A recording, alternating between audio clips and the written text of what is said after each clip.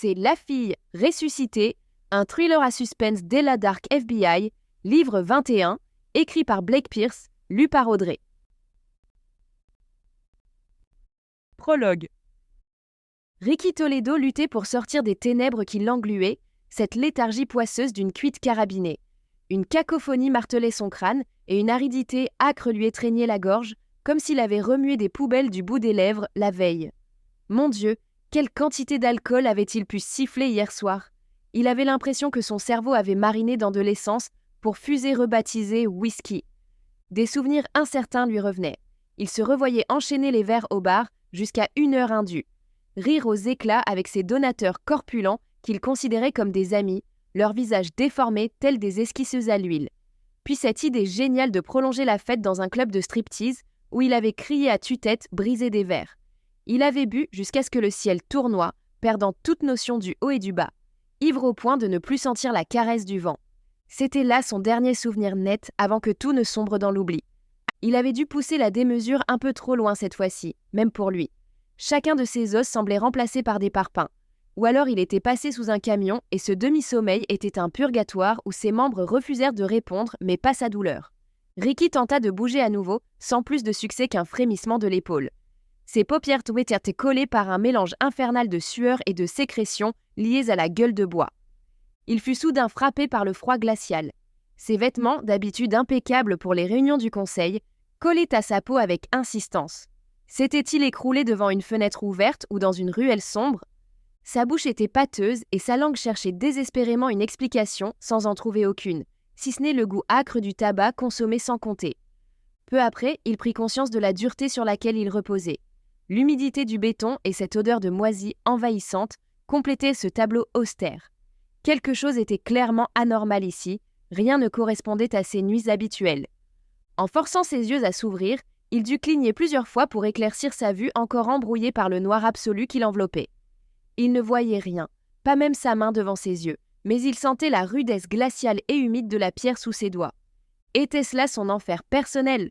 Non pas dans son lit douillet, ni même derrière son bureau officiel à la mairie. Il fit un nouvel effort pour bouger, se débattant avec l'énergie désespérée que lui restait. Ses bras et ses jambes demeuraient inertes comme plombés, bloqués de chaque côté par une force inconnue. Son cœur s'emballa quand l'adrénaline commença à dissiper les vapeurs d'alcool encore présentes dans son sang. Et puis il entendit quelque chose, le bruit caractéristique de l'eau. Le son rebondissait contre les parois proches, aussi menaçant que le sifflement d'un serpent. D'où cela provenait-il? Il pencha la tête sur le côté en tentant vainement de s'orienter dans cette nuit totale. Le bruit semblait venir de partout et nulle part. Une nouvelle vague de douleur irradia alors le long de ses jambes, aiguë et perçante comme des éclairs meurtriers. Ricky poussa un halètement étouffé avant qu'un gémissement ne s'échappe malgré lui. Avait-il pu se blesser en chutant dans un excès d'ivresse? C'était certes arrivé plus d'une fois, mais jamais rien n'avait ressemblé à ça. Un autre son se mêlait au clapotis régulier de l'eau, un gémissement rauque et intermittent. Il fallut 1 minute à Ricky pour comprendre qu'il en était la source. Sa langue parcourut sa lèvre fendue, le goût métallique du sang se fondant avec l'acidité de son estomac. Ce n'était pas un cauchemar ni les hallucinations d'une ivresse. La douleur, les entraves, l'eau qui montait, telle était sa cruelle réalité. Peu à peu, ses yeux s'habituaient à l'obscurité et des silhouettes indistinctes prenaient forme. Des parois humides, un plafond s'évanouissant dans l'ombre, et là, à la périphérie de son champ de vision embué, 2 masses imposantes, ce qui semblait être une cuve et plus étrangement, ses jambes. Mais non, ses pieds s'enfoncèrent dans une forme imposante au fond de la cuve, grise et dense dans la pénombre. Un objet humain façonné par l'homme, mais son esprit rationnel refusait d'admettre ce que ses yeux lui révélaient. Ses pieds étaient empris dans un bloc de béton. Une flèche de terreur pure le transperça alors qu'une froide réalisation déferlait sur lui. Il ne s'était pas brisé les jambes, ni blessé en tombant ivre. Quelqu'un avait orchestré tout cela. On l'avait assommé puis traîné ici, dans cet antre humide pour lui faire subir ça. Ricky lutta contre ses liens en poussant des cris rauques vers les ténèbres, tandis que l'eau continuait de suinter du plafond. Mais le carcan rocheux tenait ferme. Ses chevilles souffraient atrocement sous la pression du ciment. Il étira le cou désespérément en quête d'une issue, un quelconque espoir d'échapper à cet enfer, mais il n'y avait que l'oppressante obscurité d'un sépulcre. À l'aide, l'appel déchira sa gorge. « Mon Dieu, aidez-moi! Quelqu'un! S'il vous plaît !» Cependant, ses cris se perdèrent dans le vide. Ses supplications étaient englouties par le murmure aquatique. Personne n'arriverait à temps. L'eau lui léchait désormais le menton et la peur qui rongeait Ricky se cristallisait en une certitude glaciale. Il allait mourir ici. À cet instant crucial, il revit sa vie défiler derrière ses paupières closes, un défilé cynique d'images fugaces. Ses innombrables soirées à charmer lors de dîners soporifiques, à échanger poignées de main et promesses en l'air. Les disputes houleuses avec son ex-compagne dans leur cuisine jusqu'à son départ définitif. Il avait oublié l'anniversaire de sa mère, passé trop de temps courbé sur des dossiers urbanistiques et négligé ses amis encore une fois. Il les avait tous déçus inlassablement. Voilà maintenant la conclusion macabre d'une farce dont seul le diable pouvait rire. La police découvrirait son corps exsangue et blafard, une fin misérable pour un homme qui aurait pu briller. « Je suis désolé », murmura-t-il pour personne, des larmes chaudes sillonnant son visage mal rasé. « Je suis tellement désolé d'avoir failli à chacun, d'avoir prétendu jouer aux politiciens héroïques plutôt qu'aux frères attentionnés. S'il pouvait tout recommencer, il choisirait autrement, privilégier la présence au jugement hâtif, oublier les plaisirs éphémères pour saisir une seconde chance et réparer ses erreurs auprès des rares personnes qui comptaient vraiment pour lui. Alors que l'eau atteignit son cou, Ricky ferma les yeux et implora intérieurement que ceux qu'il chérissait puissent trouver la paix et un sens à leur existence malgré son échec. Puis son corps se raidit dans ce tombeau de béton tandis qu'il cherchait désespérément une ultime bouffée d'air. Ne trouvant que la suffocation, l'eau alourdissante envahissant ses poumons et les ténèbres moqueuses alors que le froid l'entraînait inexorablement vers le fond. Chapitre 1. Ella Dark s'appuyait contre la rambarde du balcon, laissant le café l'éveiller doucement. 3 jours s'étaient écoulés depuis son retour du Delaware. 3 jours de congé forcé qui commençaient à lui peser. 72 heures à ruminer, mais elle n'était pas seule cette fois pour endurer l'ennui. Lucas Hawkins, ce diable aux yeux azur et nouvelle étoile montante du bureau, était devenu plus qu'un simple collègue. Évidemment, son physique d'Apollon ne gâchait rien. Or, au-delà de son charme indéniable, Lucas avait un esprit vif qui rivalisait avec le sien. Il passait des heures à débattre de théories et à analyser des profils criminels. L'aisance avec laquelle il répliquait aux arguments d'Ella lui avait permis de trouver en lui un alter ego, quelqu'un qui partageait sa passion pour leur métier exigeant. Et le fait qu'il soit toujours impeccable en costume n'était pas pour déplaire à Ella. Elle repensa à cette soirée dans un club du Delaware. Après avoir capturé le tueur que les médias avaient baptisé le tueur Laughingstock, il s'était laissé emporter par l'adrénaline du moment. Les lèvres de Lucas avaient trouvé les siennes, et subitement, tout autour avait disparu. Ni protocole, ni scène de crime à sécuriser. Rien que eux et le monde pouvaient bien attendre.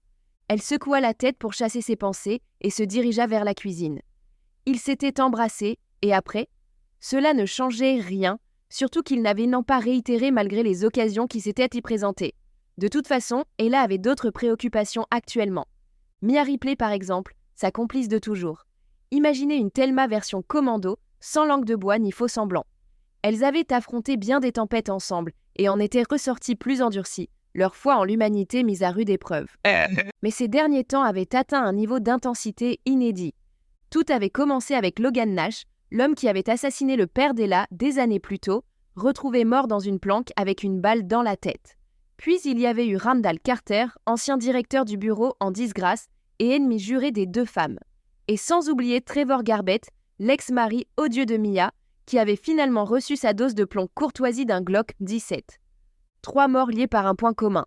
Ils avaient tous croisé le chemin d'Ella et Mia. Un ange gardien armé veillait sur elle, mais ce mystérieux justicier demeurait dans l'ombre. Officiellement du moins. Ella avait ses soupçons, Martin Godfrey, compagnon actuel de Mia, pourrait bien être leur protecteur secret. Elle avait tout analysé. Vidéosurveillance et témoignages semblaient accuser Martin. Après avoir rassemblé les preuves accablantes, photos et chronologie des événements, Ella était allée confronter Mia avec ses découvertes. Mais Mia avait explosé de rage contre elle. Accusations enflammées et déni frontal avaient suivi. Le jour même de leur confrontation, Martin Godfrey s'était évaporé sans laisser de traces. Depuis lors, 3 jours de silence absolu régnaient entre Mia et Ella.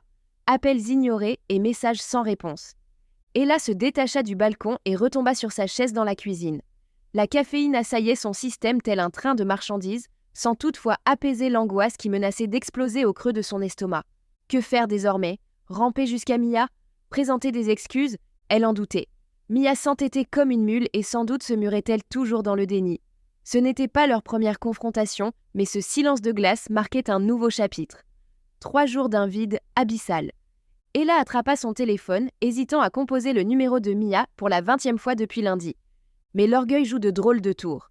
Il peut vous porter 1 minute et vous faire chuter l'instant d'après. L'orgueil d'Ella tenait sur un fil, un faux mouvement, et tout s'effondrerait. En outre, comment s'imaginer cette conversation ? « Salut, désolé d'avoir soupçonné ton mec de meurtre. On oublie tout ?» Un ricanement sarcastique lui échappa. Malgré tout, une préoccupation lancinante la rongeait, telle une cuticule qu'on arrache machinalement. Mia se trouvait probablement entre les mains d'un assassin. Pour autant que Ella le sache, Martin était toujours en liberté. Et s'il en voulait à Mia, ou si elle s'était réconciliée, plongeant ainsi Mia directement dans la gueule du loup? Diable, elle avait besoin de se distraire avant de devenir folle. Ella ouvrit brusquement son ordinateur portable. Elle saisit son mot de passe avec agressivité, comme si chaque touche la défiait personnellement. Si elle ne pouvait pas réparer les dégâts avec Mia, au moins pourrait-elle feindre d'être productive. En accédant à ses emails, elle découvrit une avalanche de messages non lus qui l'accueillirent avec excès de zèle. Génial. Elle passa en revue les courriels, écartant tout ce qui empestait la paperasse inutile. Rapport de frais trimestriels? Poubelle? Formation à la sensibilisation? Adieu. Enquête obligatoire? Suppression impitoyable. Puis un nom captura son attention, tapi entre 2 messages comme un serpent dans l'herbe. Mia Ripley. À côté, un petit point vert, le signal universel pour « disponible ». Le cœur d'Ella s'accéléra. En ligne signifiait « accessible ». En ligne signifiait probablement chez elle. Le curseur tremblait sous le poids de son indécision. Était-elle prête à réveiller ce guêpier? À ranimer des tensions à peine apaisées? Mais l'autre possibilité, Mia seule avec au mieux un imposteur et au pire un meurtrier, était insupportable. Tant pis pour les hésitations. D'un geste décidé, Ella ferma son ordinateur et se résolut à agir. Elle attrapa ses clés et quitta précipitamment l'appartement. Si Mia était en danger et que c'était sa faute, les excuses attendraient. Il fallait avant tout secourir sa partenaire. Chapitre 2. La main d'Ella se crispa sur le volant alors qu'elle empruntait l'allée menant chez Mia. La maison surgissait ostensiblement, défi lancé à toute discrétion avec ses colonnes prétentieuses et sa superficie disproportionnée, elle contrastait fortement avec les demeures plus modestes bordant le lac qu'elle avait longé plus tôt. Un regard suffit pour repérer la Mustang vintage de Mia parmi le rouge flamboyant des cerises, tandis que nulle trace ne signalait la présence du SUV familial de Martin. Elle éteignit le moteur, au cil. Cette fois, il n'y aurait ni plaisanterie, ni excès de caféine. Seule une tension capable de tordre de l'acier régnait. Ella hésitait devant la porte, le poing en suspens prêt à frapper. C'était la première des 2 barrières qui la séparaient de sa partenaire. Que pouvait-elle lui dire? Elle n'en avait aucune idée, mais l'improvisation lui avait toujours réussi. Elle frappa à la porte 1 fois, puis 1 seconde. Un silence suivit, puis vint le crachotement de l'interphone. « Qui est là ?» Ella leva les yeux au ciel. « Arrête tes jeux, Mia, tu me vois très bien devant ta caméra haut de gamme. » Un moment passa, puis un autre. « Qu'est-ce que tu veux, Ella ?» Aïe. Mia avait utilisé son prénom en entier et sans aucune inflexion. Cette conversation s'annonçait aussi douloureuse qu'un traitement dentaire sans anesthésie. Ella se pencha vers l'avant, appuyée contre le cadre de la porte. « J'ai besoin qu'on parle, qu'on mette les choses à plat. Je veux m'assurer que tu vas bien et que tu ne gîtes pas sans vie dans le lac derrière moi. »« Ça va pour moi. »« Vraiment ? Parce que ça fait des jours que tu es aux abonnés absents. » Ella pinça l'arête de son nez, sentant une fatigue profonde l'envahir. « S'il te plaît, ouvre-moi. Juste 5 minutes. » Le silence régna à nouveau avant qu'elle ne pense que Mia avait raccroché. Soudain, la porte s'ouvrit sur sa partenaire de longue date qui semblait avoir enduré bien des épreuves. Teint pâle, cernes marquées et rides du front creusé. Mais elle était là, vivante et entière. Rien que pour cela, Ella aurait pu fondre en larmes. « 5 minutes, rétorqua Mia sans émotion. Ella allait répondre lorsque les mots qu'elle avait préparés s'évanouirent en réalisant que la porte en verre restait fermée entre elles. « Vraiment ? Je vais devoir implorer à travers le verre ?» Mia se contenta de croiser les bras. Son attitude signifiait clairement qu'il n'y avait pas d'autre option. Et Ella n'était guère en position d'exiger quoi que ce soit. « D'accord, très bien. » Ella passa une main sur son visage comme si elle venait de vieillir prématurément depuis son arrivée chez Mia. « Je m'excuse pour toute cette histoire. J'ai été trop loin en tirant des conclusions sans réfléchir. J'aurais dû venir te voir directement ou me rappeler à quel point tu connaissais Martin mieux que quiconque. J'ai fait erreur. La mâchoire de Mia se crispa légèrement, mais elle resta silencieuse. J'ai eu des indices. Les décès, les coïncidences temporelles. Rien ne semblait fortuit. Mais je réalise maintenant combien mes accusations ont dû te heurter. J'ai mis en cause ton petit ami. Mia recula comme si elle venait d'être giflée. Accusée? Sa voix était chargée d'une douleur contenue. Tu as fait pire qu'accusée. Ce commentaire atteignit Ella au plus profond d'elle-même. Je sais, et je regrette sincèrement tout cela. Mais par pitié, dis-moi que je me trompe. Assure-moi qu'il n'y a rien à craindre et que Martin est innocent. Le silence pesant de Mia s'étirait interminablement, alors qu'Ella scrutait désespérément son visage fermé, à la recherche du moindre indice trahissant ses pensées intimes. Mais Mia savait maintenir une façade impénétrable, ce qui faisait d'elle une excellente agente, et parfois une amie frustrante. Amie, allait-elle pouvoir conserver ce lien après une telle épreuve, après des accusations si blessantes et ce silence glacial? Ella doutait fortement, mais il subsistait cette inquiétude lancinante dans un recoin de sa conscience, quelque chose refusant d'être ignoré.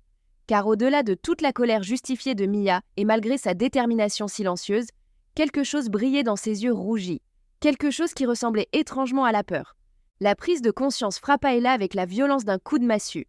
Elle se dressa, les paumes plaquées contre la vitre. « Tu l'as trouvé, pas vrai ?»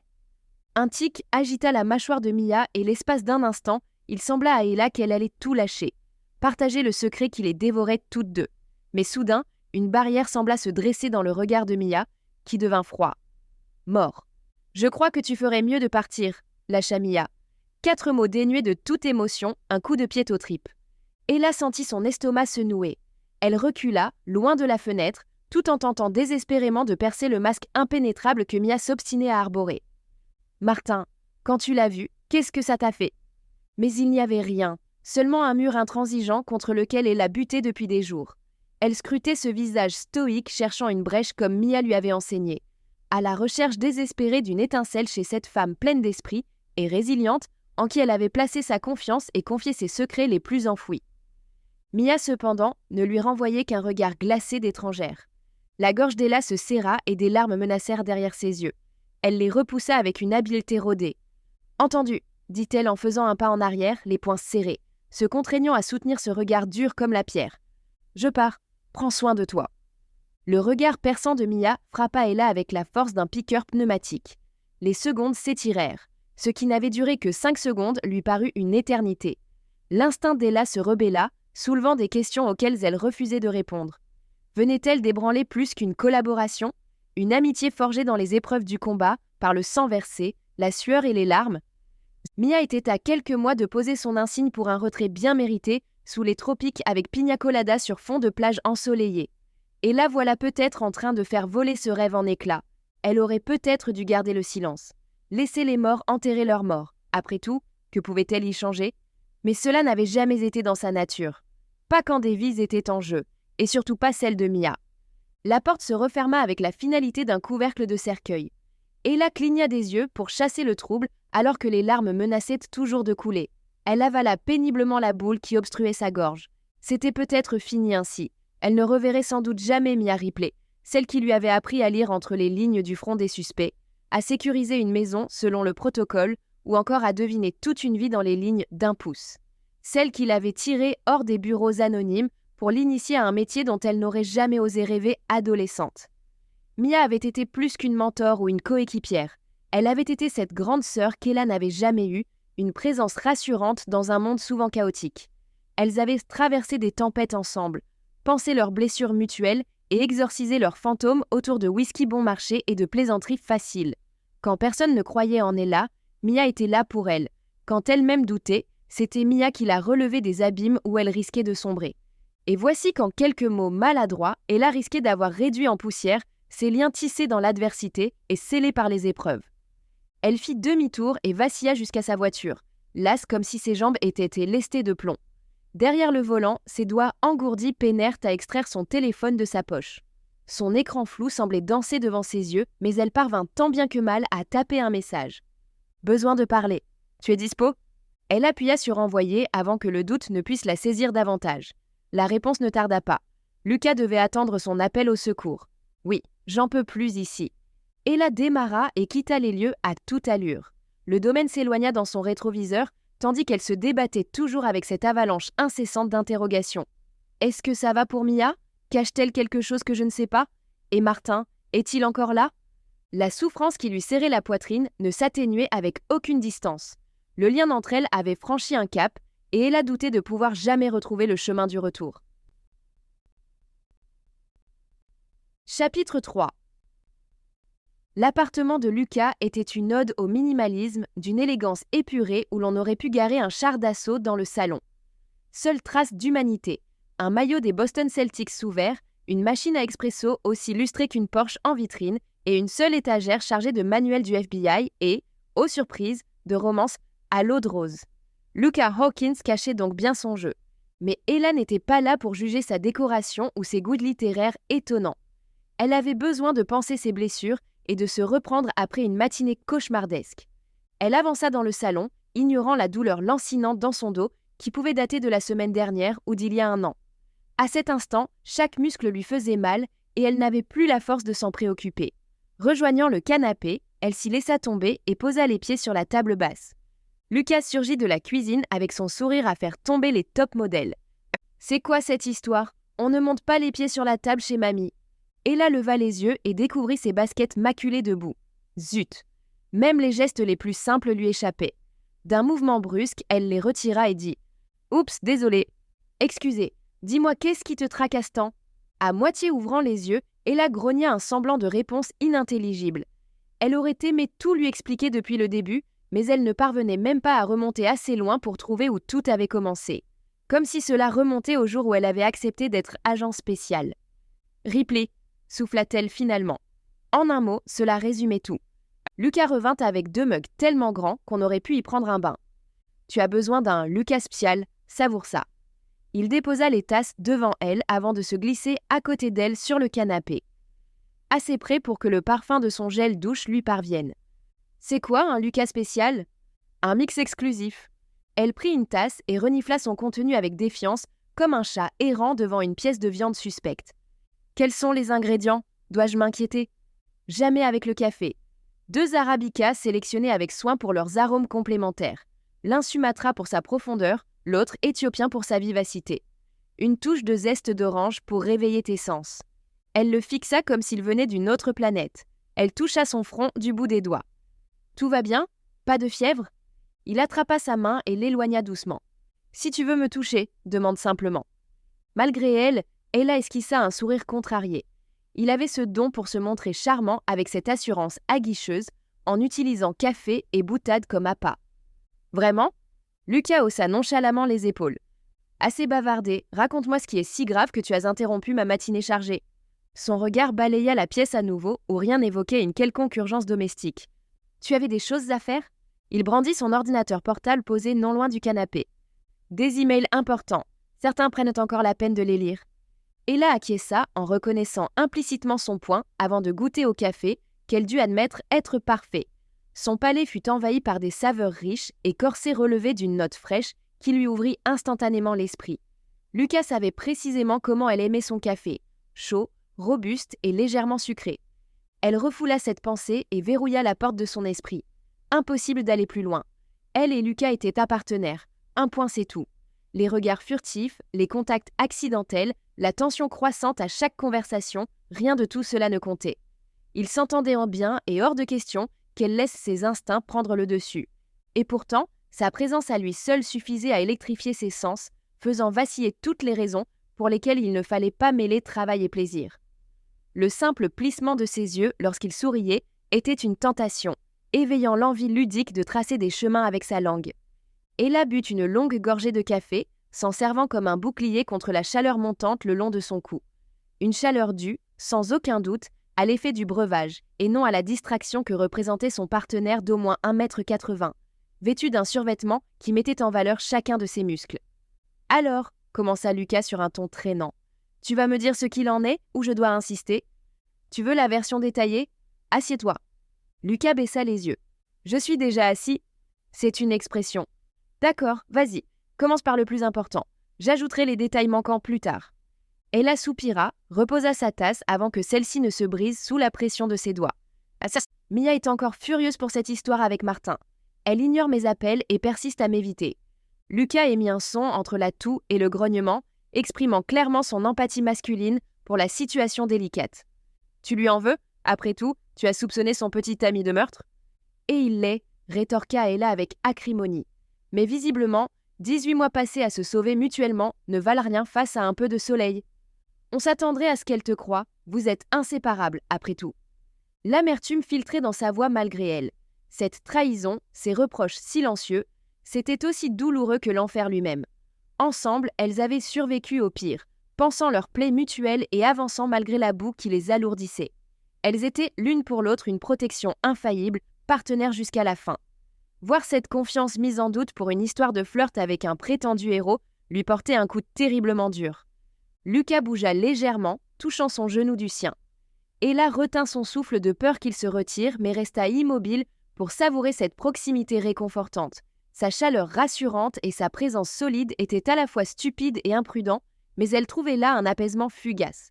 Profitant de son don inné pour sentir quand poussait quelqu'un dans ses retranchements, Lucas poursuivit « Je suis avec toi dans cette histoire, mais es-tu absolument certaine que Martin est le coupable ? Parce que j'ai entendu des rumeurs au QG concernant la mort de Carter. Il y aurait des implications politiques, et là grinça des dents sous le poids de la tension. Ou alors je deviens paranoïaque. » Il haussa les épaules avec compassion. Elle lui jeta un regard sévère. « Je ne perds pas la tête. Nous avons capturé l'assassin de Carter sur caméra. J'ai vu cet homme moi-même, Martin Godfrey en chair et en os, j'en suis sûre à 100%. Encore ce bruit caractéristiquement masculin, témoignant d'une vive préoccupation. Alors pourquoi n'en parlons-nous pas au directeur ? Pourquoi ne pas mobiliser une équipe pour traquer ce type ?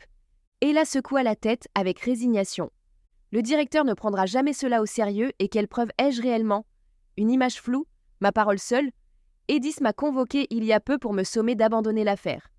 Et ce Martin, il a peut-être des antécédents ? Comme lesquels ? Je n'ai jamais croisé son chemin, ni eu affaire à lui, mais tu disais qu'il était militaire avant, non ? Elle acquiesça sans répondre, perdue dans ses pensées tumultueuses. C'est ainsi que Mia est tombée sur lui. 2 lignes de front, ça ne laisse pas l'esprit indemne. Ella ne saisissait pas où Lucas voulait en venir. En vérité, elle n'avait jamais réellement cherché à comprendre les motivations de Martin, décrochant de l'analyse des psychopathes après une dizaine d'affaires compliquées. Tu crois donc que Martin agit par quête de rédemption ? Je spécule, mais on pourrait penser que Martin a perdu des proches en chemin, des frères d'armes, des confrères. Il est animé par cet instinct de survie, cette impulsion protectrice. Peut-être cherche-t-il à te protéger, à te montrer combien il tient à toi. Ce qui signifierait qu'il a un trouble mental. Que se passera-t-il lorsque les personnes qu'il chérit ne répondront pas à ses sentiments ? S'il se séparait de Mia, il ferait quoi alors ? Lucas se frotta la mâchoire avant de répondre. Il se retournerait contre elle. Exactement. Et puis Martin a tué 3 personnes. Peu importe si elles le méritaient ou non, il est impossible de considérer le meurtre comme un acte maléfique d'un côté, tout en l'admirant de l'autre. Ella garda pour elle l'histoire de Logan Nash, l'homme qui avait assassiné son père. La découverte du corps inerte dans un placard lui avait ôté toute foi en la justice. Lucas resta silencieux, tambourinant légèrement sur sa tasse. Elle patienta, observant discrètement son profil. La ligne tranchée de son nez, la détermination inscrite dans sa mâchoire, parsemée d'une barbe naissante, très séduisant qu'elle espérait voir résister à la pression du métier. Je n'ai pas l'intention de me mêler de ce qui ne me regarde pas, elle. Mais as-tu envisagé que tu pourrais être trop impliquée dans cette affaire ? Elle se tourna vivement vers lui. Tu veux que je laisse Mia se débattre seule ? Écoute, Mia est ton amie, je le sais bien, mais c'est Mia Ripley. Elle joue dans la cour des grands comme Douglas et Ressler.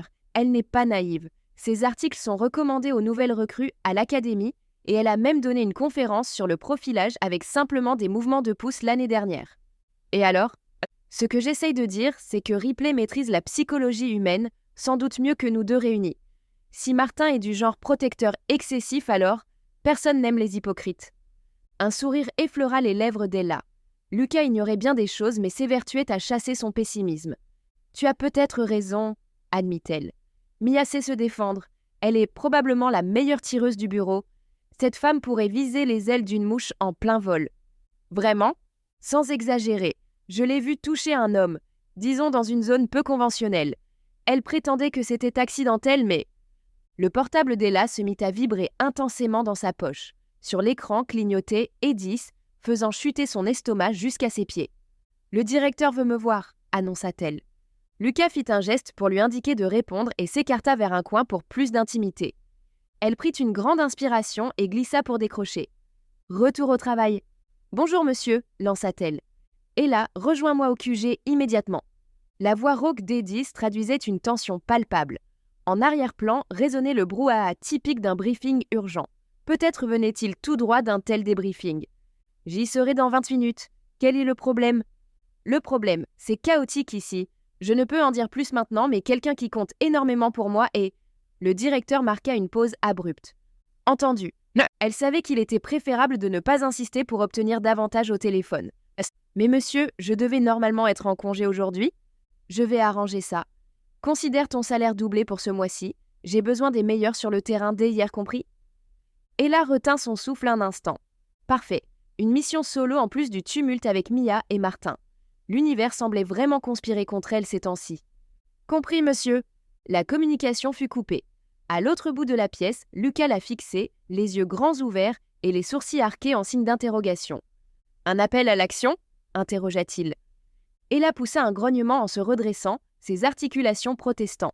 « Apparemment, Edith veut me voir sur le champ au bureau. » Lucas émit un grognement empathique. Il savait aussi bien qu'elle que décliner une convocation du patron n'était jamais judicieux. Sans doute encore une affaire compliquée tombée du ciel, prête à faire du grabuge pour se faire connaître de la pire des manières. Avant qu'Ella n'ait le temps de s'emporter davantage, le téléphone de Lucas se mit à vibrer et à chanter telle une mélodie électronique. Il jeta un coup d'œil à l'écran et ses sourcils firent un bond vers son cuir chevelu. « Hawkins !» décrocha-t-il d'une voix abrupte avant de plonger dans des « Oui, monsieur !»« Non, monsieur !» et « Immédiatement, monsieur !» Ella l'observait, tapotant du pied avec impatience, tandis que Lucas hochait la tête tout au long d'un monologue qui ressemblait fort à une remontrance. Puis, après ce qui sembla une éternité, il raccrocha et glissa son téléphone dans sa poche. Se tournant vers Ella, ses yeux brillaient d'une intensité particulière. « Quoi ?» demanda-t-elle. « Pourquoi cet air ?»« C'était Edith, répondit Lucas avec un sourire niais. « Il semble que tu vas devoir me tolérer encore un peu. » Chapitre 4. 20 minutes plus tard, Ella et Lucas entraient en trombe au quartier général, épaule contre épaule. Ella capta quelques regards intrigués tandis qu'ils arpentaient dans les couloirs. Elle imagine que la plupart étaient pas pour le nouveau venu à ses côtés. L'endroit vibrait d'une activité fébrile. Des hommes en costume et des femmes en tailleur s'affairaient avec zèle à leurs occupations. Un jour ordinaire dans la ruche fédérale. D'ordinaire, c'était Ripley qui orchestrerait tout cela. Mais aujourd'hui, il n'y avait qu'Ella et le nouveau. Enfin, pas si nouveau que ça désormais. Après avoir partagé des cafés et échangé des plaisanteries sur les scènes de crime, Lucas avait réussi à percer ses défenses pour s'infiltrer dans son espace personnel.